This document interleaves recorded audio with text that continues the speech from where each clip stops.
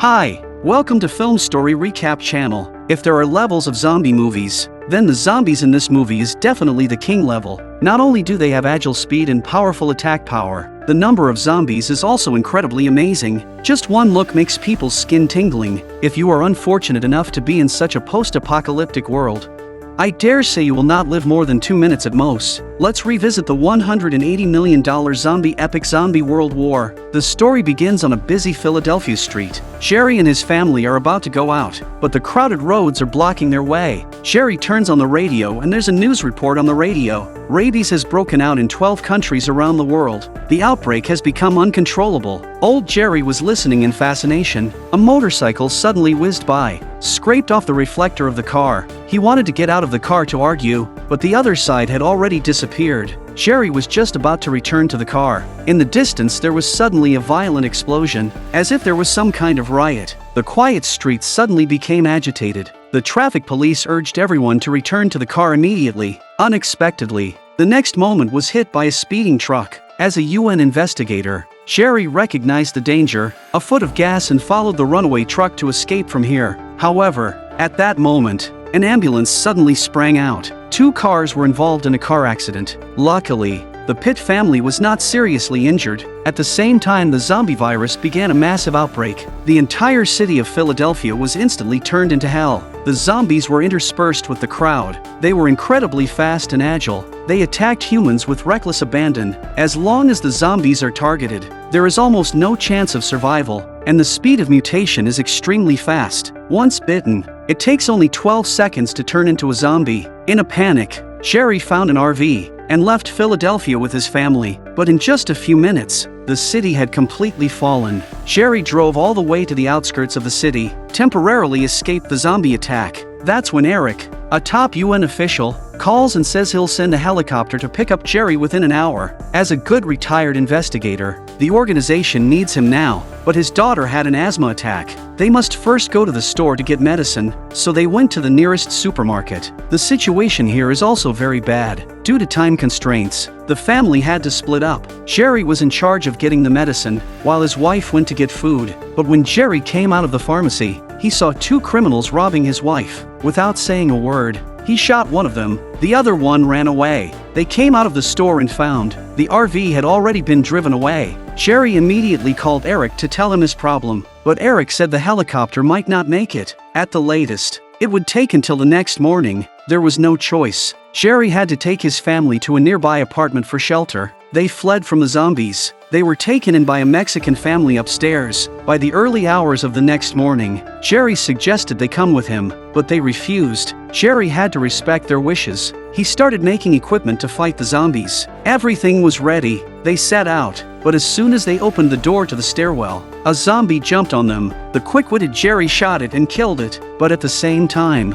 the sound of gunfire also attracted more zombies. They could only run to the rooftop desperately, but the speed of the zombies is too fast. Sherry had to cover from behind. A zombie pounced on him. In the nick of time, the zombie is suddenly shot down. It's a child of a Mexican family. It turns out that Jerry's family hadn't been gone long. The zombies had stormed into their home. Only the child survived. They came to the rooftop. The wife immediately set off a flare. The helicopter found them too, and as soon as Jerry got to the rooftop, he immediately ran to the edge of the building, counting from 1 to 12, because in the fight with the zombies, the blood splashed in his mouth. Sherry finally breathed a sigh of relief. If he was really infected, he could then jump immediately to prevent harm to his family. Good thing he was okay. That's when the helicopter arrived. But at the same time, the zombies were swarming in. Sherry had to block the door and let the others go first. When they are safe, Sherry quickly ran to the helicopter. Under the cover of the soldiers' fire, Sherry was rescued. The helicopter landed at sea on an aircraft carrier. This was the safest place to be for now. The situation is much more serious than Jerry had imagined. The virus is spreading rapidly around the world. Even the president is dead, but the government knows nothing about the virus. The only clue is an email received from South Korea. They call the mutated infected people zombies, but now they've lost contact with them. To stop this disaster, the Supreme Commander wants Pitt to lead a doctor to investigate the cause. Once we find out the source of the virus, it should be possible to develop an antiviral serum. Garrier refused on the spot, because he didn't want to leave his family,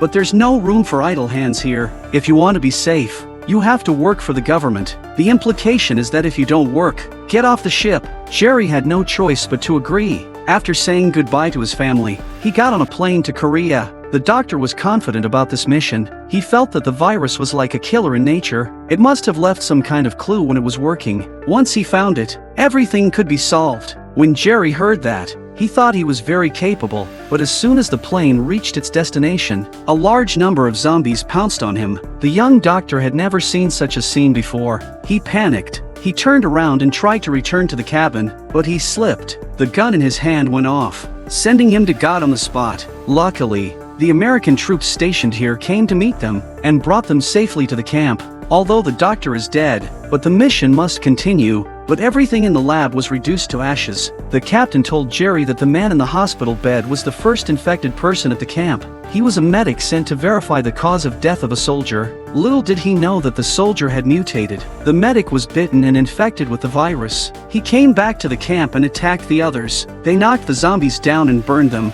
It only barely stopped the zombies here, since all the clues have been burned. As for how the soldier was infected, the captain didn't know either. Just when Jerry thought he was going home with nothing, a CIA intelligence officer in custody seemed to have something to say. He said Israel was living inside the wall before the outbreak of the virus. The whole country was completely sealed off. If you want answers, go to the capital of Israel. Find a man named Tom. So Jerry was ready to leave for Jerusalem. Before he could leave, he had to fill up the plane's fuel tanks. To reduce the noise, they rode their bikes in the direction of the plane. While they were on their way, Jerry's cell phone suddenly rang. The zombies nearby were instantly awakened. The resident soldiers immediately fired to cover. The captain was responsible for refueling the plane. Jerry and the others also reached the cabin safely, but the cost was the loss of all the resident troops. After an overnight flight, the plane landed safely in Jerusalem. Jerry told the pilot to stay here, waiting for himself to return before nightfall.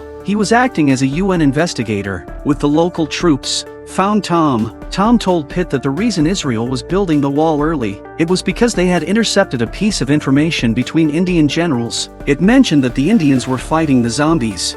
But Jerry is confused. How could a country build a wall because of an unconfirmed intelligence report? Is it because they have nothing better to do? Of course not, because Israel has a rule, called the 10th man. That means that 9 people saw the same piece of information, and come to the same conclusion. Then the 10th person's responsibility is to disagree, and then to prove that the other 9 people are wrong. And Tom is the 10th person. It sounds ridiculous. That's why Israel is the only country in the world that's safe. Not only have they built up their fortifications, they're also receiving refugees from other countries. But just then, the army of zombies outside the wall suddenly became agitated. It turned out that the refugees inside the wall were celebrating their survival. They were singing happily. The noise of the microphone was so loud that thousands of zombies were drawn to the same place. They were like building a human ladder. They were approaching the wall as fast as the eye could see. The world's last fortress was about to be breached. It was then that Jerry was the first to notice that something was wrong, but it was too late. Hordes of zombies are leaping from the walls. They began to attack the surviving humans. Everyone is frantically running away. Helicopters tried to stop more of them, but the sheer number of them didn't help. They swept in like a wave. The soldiers' bullets are useless. Jerry is escorted by soldiers and quickly leaves the scene. On the way to escape, Jerry saw some strange phenomena. The zombies didn't attack an old man and a skinny, bald boy, but right now, it was important to escape. Jerry didn't think much about it. A female soldier to cover him, accidentally bitten by a zombie finger. In desperation, Jerry cut off the female soldier's arm with a knife. This method is very effective. After 12 seconds, the female soldier did not change, but the helicopter that came to pick them up got tangled up in the walkers, instantly lost control. It crashed on the spot, and the plane waiting at the airport also left early. In desperation, Jerry saw a passenger plane taking off not far away. Soldiers forced the airliner to stop. Jerry was sent up safely. Looking down, the whole of Israel has fallen completely. While treating the wound of the female soldier, Jerry suddenly thought of what he had just seen, the old man and the child who hadn't been attacked by the zombies. and with what the doctor had said, Jerry had a bold idea. He immediately used the satellite phone to call Eric. He asked Eric to check the WHO nearby, and told the captain to land at the nearest World Health Center. But, not surprisingly, an accident happens right away. A puppy seems to have found something in the plane. The flight attendant opened the door to the toilet and a zombie suddenly appeared inside. The unusual shaking made him aware of the danger. People who were sleeping were awakened. Jerry slowly approached and opened the curtain to see. Oh my God! Jerry instructed everyone to keep quiet, then together with the box to block the whole passage. But one of the boxes accidentally fell on the ground. They managed to attract the attention of the zombies. The zombies instantly broke through the defensive line. The cabin became a zombie orgy. The situation is not good. Jerry grabbed a grenade and threw it without hesitation. A gap was opened in the plane. The zombies were sucked out by the powerful airflow. Although the zombie attack was avoided, but the plane was about to crash, Jerry and the female soldier immediately strapped on their seatbelts, preparing for a close encounter with the ground. Once again, Jerry was lucky to survive. Only his abdomen was penetrated by a piece of iron. As lucky as he was, the female soldier, the two of them helped each other to continue to move forward, finally arrived at a nearby WHO center, saved by the survivors inside. Because the plane lost contact, the top commanders acquiesced to the failure of the mission. The Pitt family was thrown off the ship. They placed them in the nearest refugee camp. Jerry slept for 3 days and 3 nights. When he woke up, the first thing he did was contact Eric, to tell them he was still alive. When he found out his family had been kicked off the ship, Jerry was instantly furious. But there was nothing Eric could do about it. After all, it's not up to him. At least his family is safe for now. The mission must go on. The reason Jerry is here is to find a deadly pathogen, but at the same time, it can be cured. He thinks that the reason why the zombies ignore some people, it's because they already have the deadly virus in their bodies, and the zombies need healthy humans as hosts. So by injecting pathogens into the body, and disguise the human as a patient, can't we avoid the attack of zombies? They think it's a good idea. There are zombies here, so they decided to do an experiment first. But there was a new problem. The pathogens are all in Area B, and it was already occupied by zombies. There are at least a few dozen of them, but it was impossible to give up now. So Jerry strapped on his anti-bite gear. He grabbed his weapon and was ready to go. He's joined by a female soldier and one of the researchers. They walked through a long corridor. They made their way cautiously to Section B. The zombies are very sensitive to sound. They didn't dare to make a single sound. They were too nervous. The researcher accidentally touched a cabinet. The sound attracted a walker. The female soldier shot and killed it. But the sound of the gun activated all the zombies. They ran towards the warehouse where the pathogens were. But it's only a matter of time before the walkers catch up with them. Jerry steps up again, making noise to draw the walkers away. Let the other two go to the warehouse to get the pathogen. Jerry quickly ran into a lab. The walkers were stopped outside, but there were still some left behind. The situation of the female soldier and the researcher is also not optimistic. They were about to reach their destination, but a group of zombies blocked the way. They had no choice but to abandon the mission and go back. Now it was up to Jerry alone. Because the zombies were lured away by the two men, he also arrived at the pathogen warehouse without any problems. Because of the inability to contact the others, Jerry also did not know which pathogens are, so he had to bring a few bottles of each kind. But just as he was about to leave, a zombie came to the door. Since the weapon was outside, Jerry didn't know what to do. He had to risk injecting himself with pathogens, but he didn't know which one to inject. After a brief moment of hesitation, Jerry wrote down a goodbye message to his family. Then he picked one at random to inject himself with. When Jerry felt it was almost ready, then he opened the door of the warehouse. It seemed to be just as Jerry had thought. This method worked. The zombies bypassed him. The crowd was amazed. Jerry calmly drank a can of Coke. Then he made a noise to attract all the walkers in the hallway.